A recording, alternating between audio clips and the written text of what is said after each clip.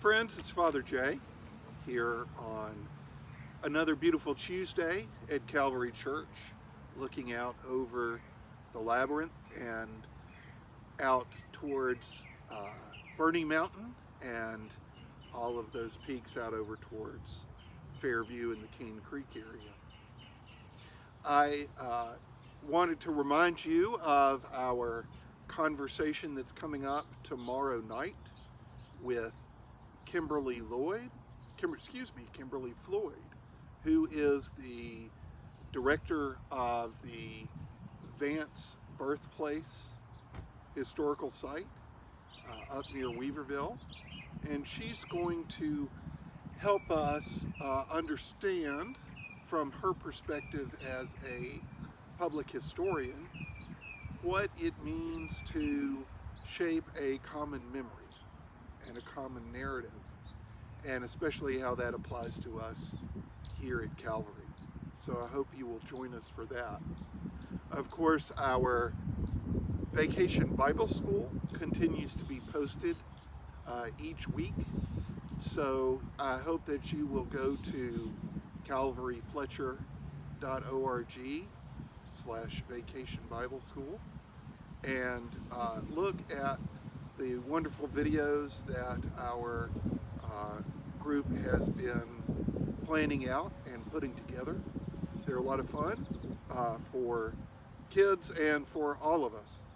And I recognize that this has been a busy time in the life of Calvary and in many of your lives. And I hope that the days ahead, here these early weeks in August that are coming up, might provide you with a little opportunity to take a break, to catch your breath, to reset yourselves. We will be doing our best to do that here at Calvary.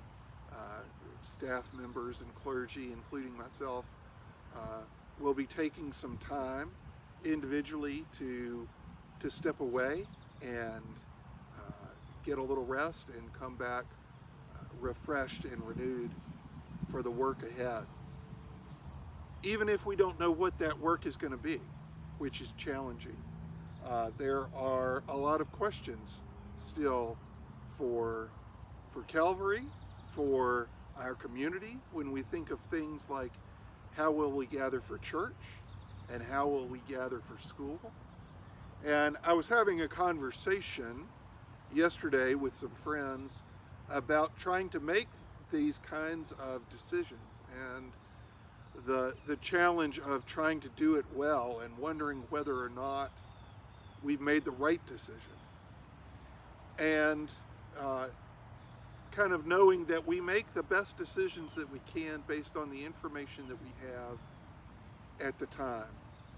Knowing that no decision is going to be perfect. If I am afraid of breaking something, then I have forgotten the reality that our faith teaches us that things are already broken. We live in a broken world and we can't make perfect decisions. The question is whether or not the decisions that we make and the ways in which we are broken can be turned to good use. And I thought of that in several respects. In relationship to our gospel reading from this past week, if you tuned into any of our services, you probably heard me go on and on about what the scripture describes as Leah's delicate eyes. And you may have been wondering how did this guy get so tied up in that word delicate. But I just think it is a very apt illustration for our lives, that we hold them delicately and yet we have to put them at risk, and what happens when they are broken. And it put me in mind of this poem by the Latin American poet Pablo Neruda, who was a a Chilean poet whose maybe his best known work is his book of odes to common things, to the common things of life. And this is a poem about things getting broken. Things get broken at home, like they were pushed by an invisible, deliberate smasher.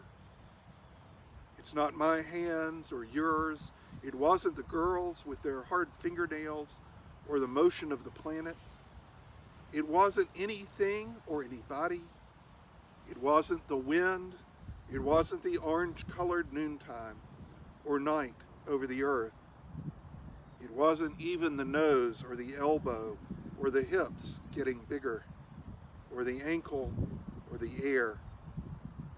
The plate broke, the lamp fell, all the flower pots tumbled over, one by one. That pot, which overflowed with scarlet in the middle of October, it got tired from all of the violets, and one another empty one rolled round and round and round all through the winter, until it was only the powder of a flower pot and a broken memory, shining dust. And that clock, whose sound was the voice of our lives, the secret thread of our weeks, which released one by one so many hours for honey in silence, for so many births and jobs, that clock also fell, and its delicate blue guts vibrated among the broken glass, its wide heart unsprung. Life goes on, grinding up glass, wearing out clothes, making fragments, breaking down forms, and what lasts through time is like an island on a ship in the sea, perishable, surrounded by dangerous fragility, by merciless waters and threats.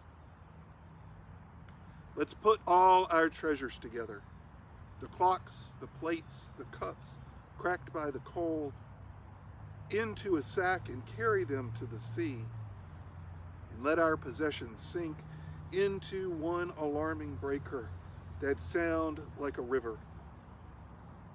May whatever breaks be reconstructed by the sea with the long labor of its tides. So many useful things which nobody broke, but which got broken anyway.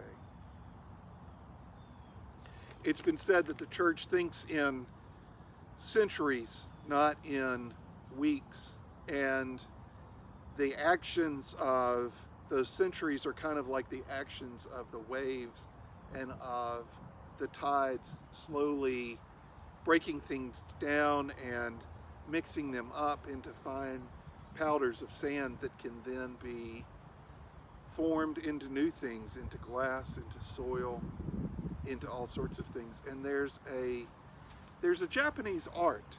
There's a Japanese art called kintsugi, which is the art of taking a broken thing, particularly a ceramic pot or a ceramic dish, and piecing the shards back together using gold as a solder. And the patterns that are created from that broken thing are in many ways much more beautiful than the original vessel. It's in the brokenness and in the mending of that brokenness that the piece becomes unique and becomes treasured. And so as we face the days ahead and try to make decisions and try to do them as well as we can, facing the reality that we are going to break some things, and some things are already broken, our hope and our prayer is that they will be put back together more beautifully and more uniquely than we ever could have dreamed of them. So I give thanks for that reality. I give thanks for each one of you. And I pray that God's face may shine upon you, God's countenance may be turned to you, that God may give you peace now and in the days ahead. Amen.